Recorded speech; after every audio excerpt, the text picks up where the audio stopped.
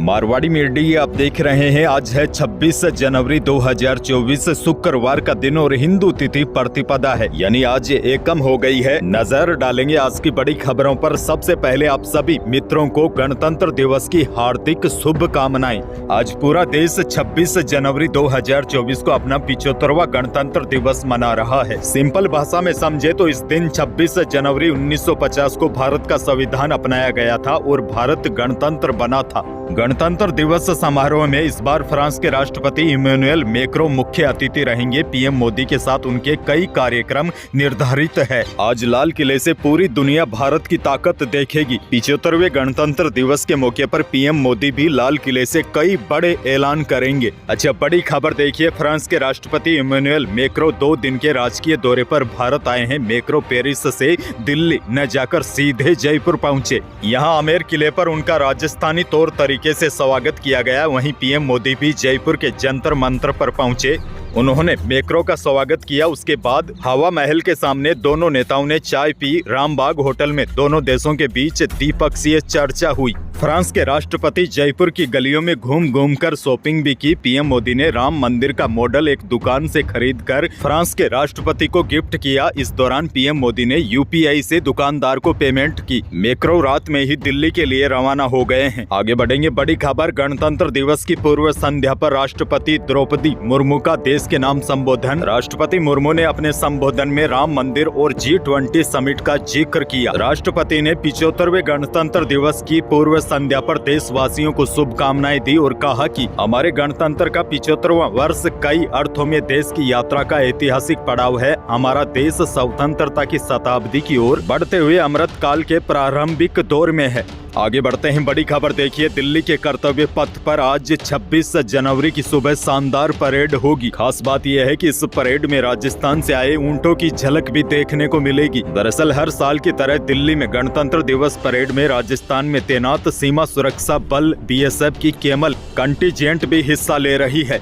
BSF की camel टुकड़ी के ऊंट दिल्ली में परेड करते दिखेंगे। इससे पहले करणी माता की आरती करके कैमल टुकड़ी परेड में हिस्सा लेगी। आगे बढ़ते हैं। बड़ी खबर। अगर आप बिजली के भारी बिलों से परेशान है तो यह खबर आपके लिए काफी उपयोगी है। अगर आपके घर के बिजली का बिल 2500 से 3000 रुपए आ रहा है तो ये घटकर 8 रुपए प्रतिदिन यानी कि 240 रुपए महीना हो सकता है। इसके लिए आपको घर पर 3 kW का रूफटॉप सोलर सिस्टम लगवाना होगा। इसकी लाइफ 25 साल की है और लगाने का खर्च 72,000 रुपए है। इससे आप महीने में बांटे तो 8 रुपए प्रतिदिन ही होगा। और आपने देखा भी होगा, पीएम नरेंद्र मोदी ने हाल ही में प्रधानमंत्री सूर्योदय योजना का भी ऐलान किया है। इस योजना के तहत केंद्र सरकार देश भर में 1 करोड़ घरों पर रूफटॉप सोलर सिस्टम लगाएगी।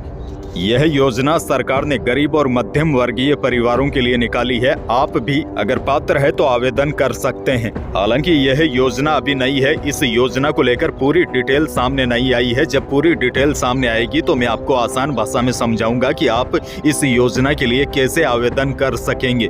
आगे बढ़ते हैं। बड़ी खबर। अयोध्या में राम मंदिर प्राण प्रतिष्ठा के बाद बालक राम के दर्शन करने लाखों लोग पहुँच रहे हैं। इसी बीच बड़ी खबर। दिल्ली में कैबिनेट मीटिंग के दौरान पीएम नरेंद्र मोदी ने कैबिनेट मंत्रियों से फिलहाल अयोध्या जाने से बचने को कहा है। पीएम मोदी ने कहा है कि VIP प्रोटोकॉल से जनता को असुविधा न हो, इसीलिए मंत्रियों को मार्च में दर्शन की योजना बनानी चाहिए, क्योंकि जब बड़े लोग दर्शन के लिए आते हैं तो आम लोगों को रोक दिया जाता है। इसीलिए पीएम मोदी ने कहा है कि मंत्रियों को मार्च में दर्शन की योजना बनानी चाहिए ताकि आम जनता को असुविधा न हो।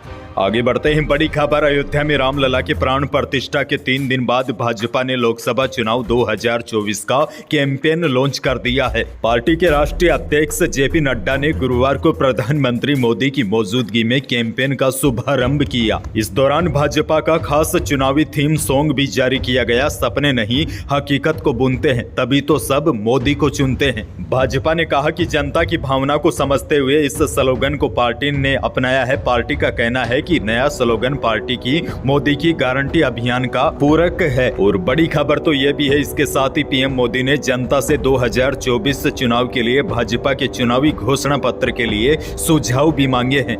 उन्होंने कहा कि नमो ऐप पर मैनिफेस्टो को लेकर आम जनता अपनी सलाह दे सकते हैं। आगे बढ़ेंगे, राजस्थान से बड़ी खबर। यात्रियों की भारी तादाद को देखते हुए उधना मावली बांद्रा टर्मिनस आबू रोड और उधना बालोतरा एक तरफा स्पेशल ट्रेन का संचालन किया जा रहा है। शुक्रवार यानी कि आज 26 जनवरी से 3 नई स्पेशल ट्रेनें शुरू होगी। इससे राजस्थान के लोगों को बड़ा फायदा मिलेगा। अच्छा, राजस्थान से एक और बड़ी खबर। अजमेर रसद विभाग ने अवैध रिफिलिंग पर कार्रवाई करते हुए रसोई गैस सिलेंडर का दुरुपयोग किए जाने पर 17 गैस सिलेंडर जब्त किए हैं। वैसे आपको बता दूं, राजस्थान में कई जगह अवैध रिफिलिंग का कार्य जारी है, लेकिन अब उन पर कार्रवाइयां शुरू हो चुकी है। आगे बढ़ेंगे, आम लोगों से जुड़ी बहुत बड़ी खबर है। संसद का बजट सत्र 31 जनवरी से शुरू होकर 9 फरवरी तक चलेगा। 10 दिनों के बजट सत्र की शुरुआत राष्ट्रपति के अभिभाषण से होगी और उसी दिन आर्थिक सर्वे पेश किए जाने की संभावना है। वहीं देखिए, 2024 के लोकसभा चुनाव से ठीक पहले पेश किए जाने वाले इस बजट के लोक लुभावन नीतियों से भरपूर होने की संभावना है। आपको याद होगा, 2019 के लोकसभा चुनाव से पहले भी सरकार ने आयकर की सीमा को बढ़ाकर 5 लाख रुपए कर दिया था, जिसका बहुत स्वागत किया गया था। पिछली बार इस राहत को और बढ़ाकर 7 लाख रुपए कर दिया गया था। इस बार भी प्रधानमंत्री मोदी के द्वारा कही जाने वाली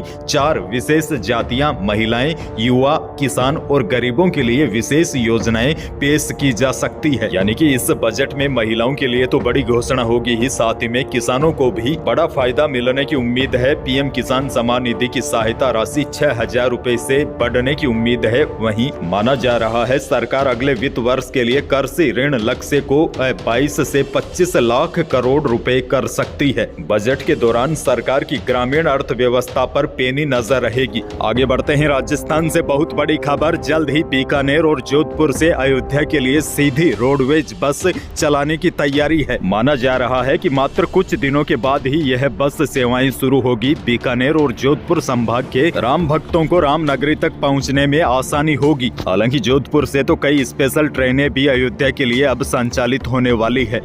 आगे बढ़ेंगे, मौसम से जुड़ी बड़ी खबर है। देश के 17 राज्य भीषण ठंड और घने कोहरे की चपेट में है। दिल्ली, यूपी, पंजाब, हरियाणा और बिहार में कोल्ड डे की स्थिति बनी हुई है। हालांकि राजस्थान के लोगों को सर्दी से थोड़ी सी राहत है, क्योंकि एक हल्के प्रभाव के पश्चिमी विक्षोभ की वजह से उत्तरी हवाओं का आना बंद हो गया है। वैसे आपको बता दूं, इस सिस्टम की वजह से उत्तर भारत में बर्फबारी हुई है। जब यह सिस्टम आगे बढ़ेगा तो एक बार फिर ठंडी हवाओं का दौर शुरू होगा और पूरे उत्तर भारत में सुबह शाम एक बार फिर जबरदस्त ठंड पड़ सकती है। हालांकि दोपहर में अब सर्दी से राहत मिलनी शुरू हो जाएगी। आगे बढ़ेंगे, बड़ी खबर। आपने देखा होगा, आजकल राजस्थान में एक बार फिर बिजली कटौती का खेल शुरू हो गया है। दरअसल आपको बता दूं, प्रदेश में सरकारी बिजली कंपनियों के कुप्रबंधन की वजह से प्रदेश में बिजली संकट हुआ है और अब फरवरी में किसानों को सिंचाई के लिए पानी की आवश्यकता होती है, बिजली की आवश्यकता होती है। लेकिन ऐसे समय में बार बार बिजली कटौती शुरू हो गई है। ग्रामीण इलाकों को बिजली कटौती का सामना सबसे अधिक करना पड़ रहा है और यह समस्या राजस्थान में 1 महीने तक चलेगी।